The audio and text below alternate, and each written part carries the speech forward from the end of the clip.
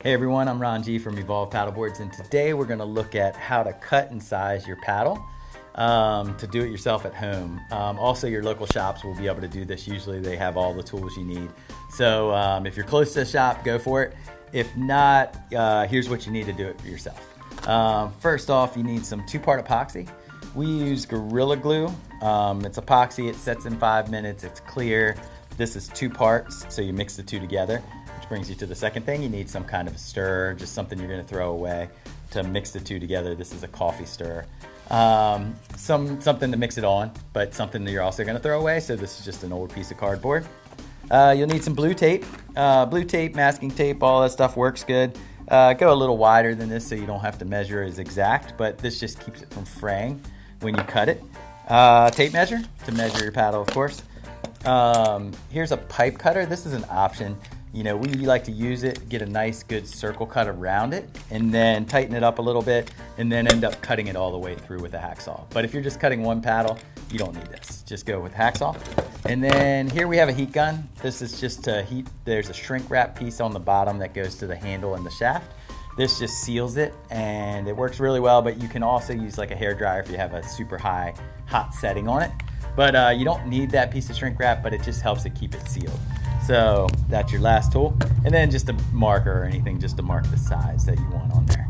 So those are the tools you need. Let's dive right into the right size paddle. All right, now that we have the tools, we know what we're doing, let's size up the paddle. So this is just our opinion, but there's many different ways to size up the paddle. General rule of thumb is take your overall height and anywhere between 6 and 11 inches over your height. So 6 to 12 inches, you could say. Now, what we like to do is if you're surfing or if you're more of an aggressive racer, then we usually do, you can do a shock over the head, that's 6 inches. Start around there, 6 to 8 inches is usually really good for that. And then if you're a recreational paddler and you're just, you stand a little more upright, then go between 8 and 10, 8 and 11 inches over your head.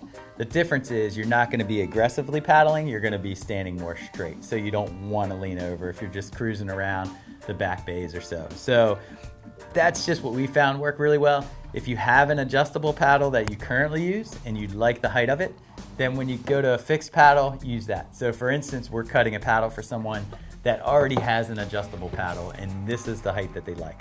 So for us, it's really easy. We just measure off of this, deduct the handle, and then go for it.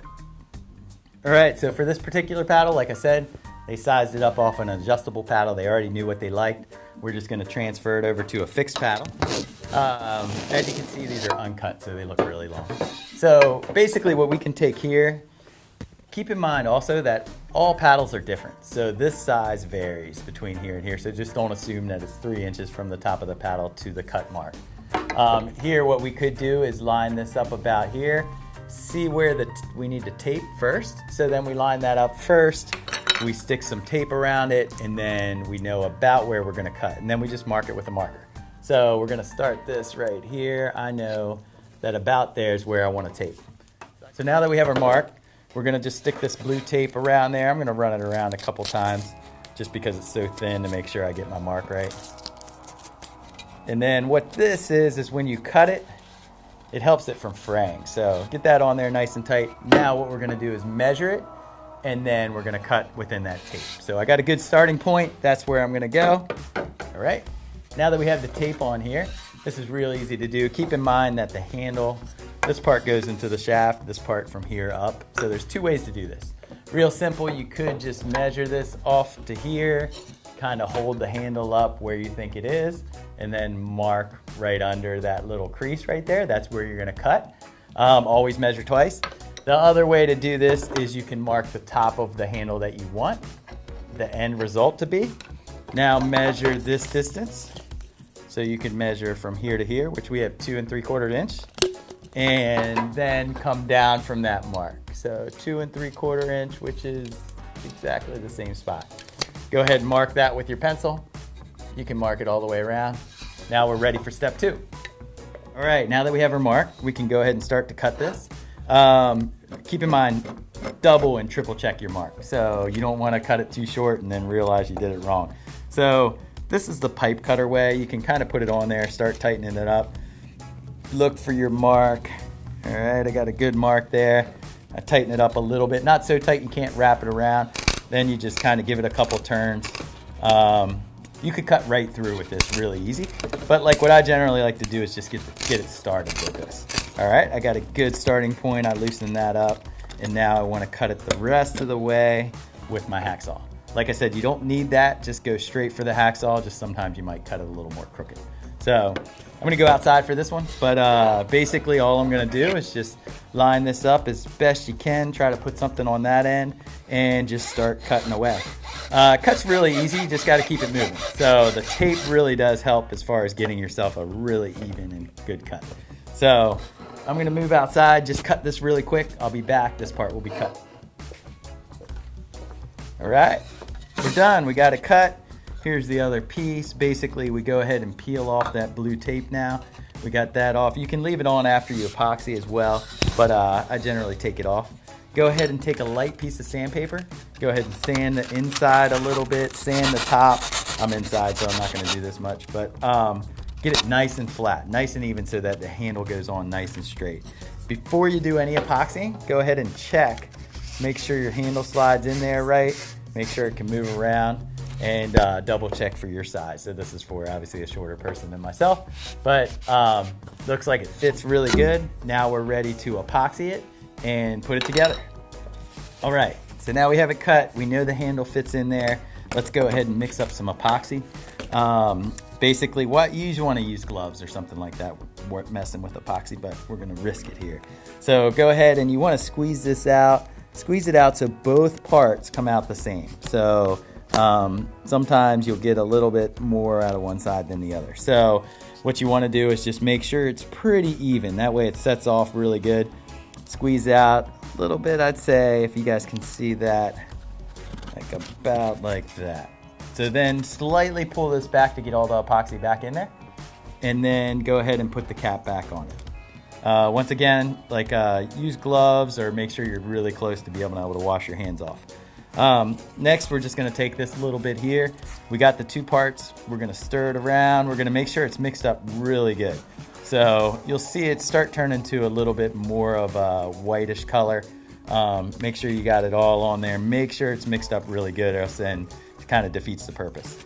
You know, once you're mixed up, you could probably use a little bit more than I got on here, but went a little conservative. So mix it up. Make sure you're really good there. Also keep in mind, if it's a really hot day and you're doing this outside, that it's gonna set off a lot quicker. The catalyst is gonna make the epoxy set off really quick. So you wanna make sure that and you also don't wanna do it on a really cold day because then it will never set up. So we got it mixed up. It's pretty good in here. It's about 60.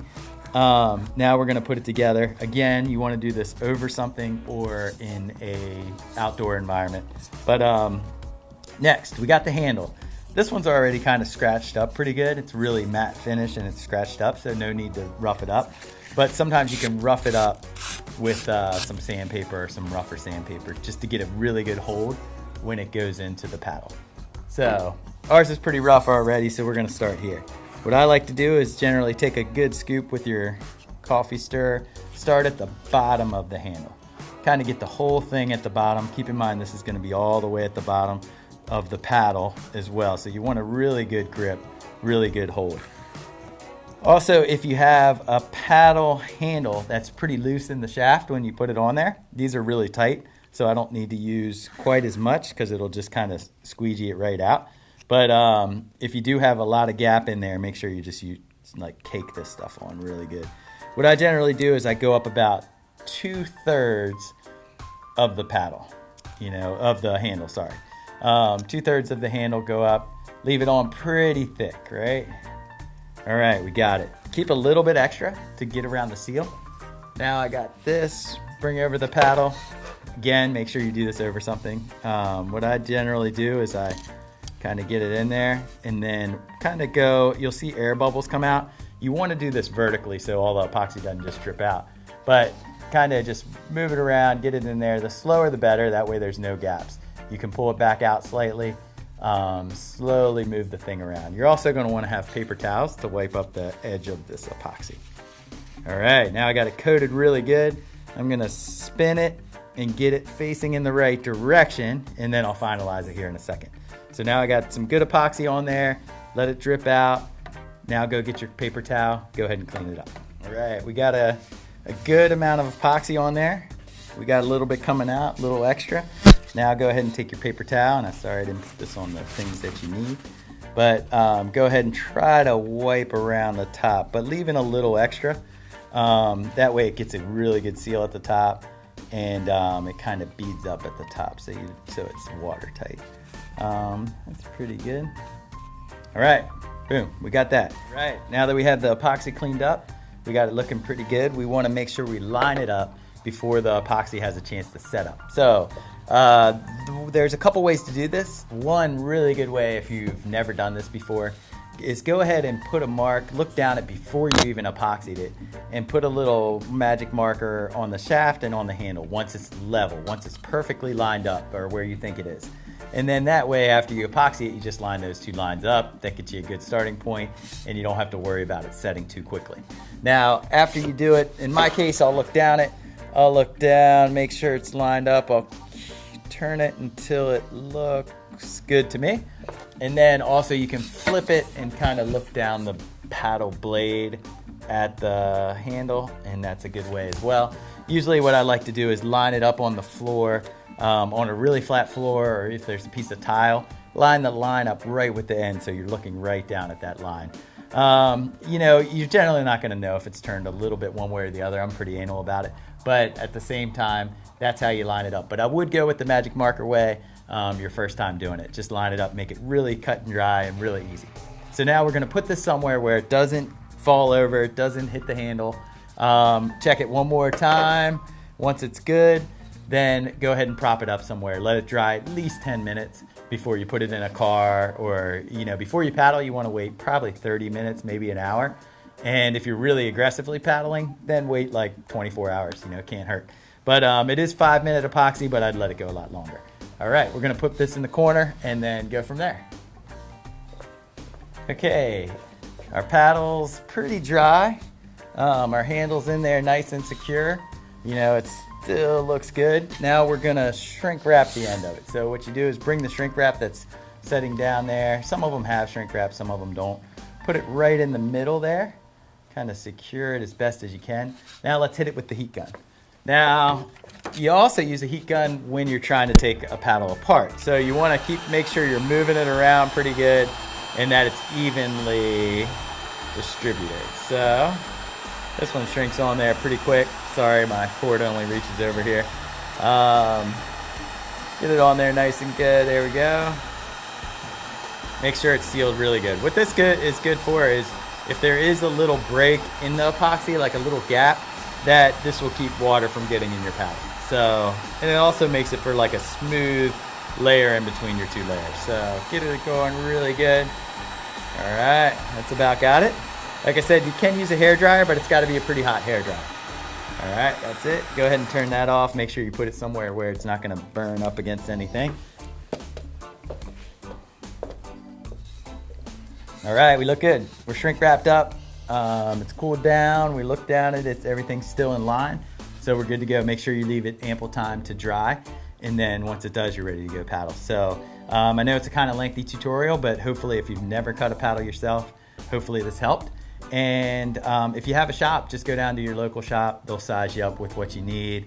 They'll cut your paddle, and they do a ton of these. So it's going to be really easy, and it's really cut and dry, and plus you're supporting local business. So whether you have an Evolve paddle or some other brand, the process is still the same. So real basic, real easy, but you want to do it right, and you want to be on equipment that is sized up right for you. So again, hopefully this helped. If you have any questions, shoot us a line and get out there. It's nice out. Go paddle.